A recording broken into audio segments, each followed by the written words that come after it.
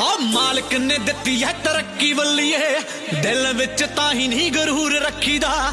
ਦਿਲ ਦੇ ਨੇੜੇ ਨੇ ਜਿਹੜੇ ਪਾਵਾਂ ਜੱਫੀਆਂ, ਦੋਗਲੇ ਬੰਦੇ ਨੂੰ ਥੋੜਾ ਦੂਰ ਰੱਖੀਦਾ।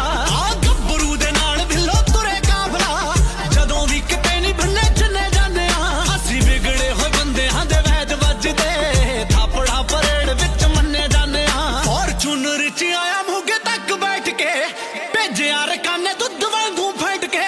ਜਾਂਦਾ ਹੋਇਆ ਮੇਰਾ ਸਾਲਾ ਬੱਸ ਤੇ ਗਿਆ।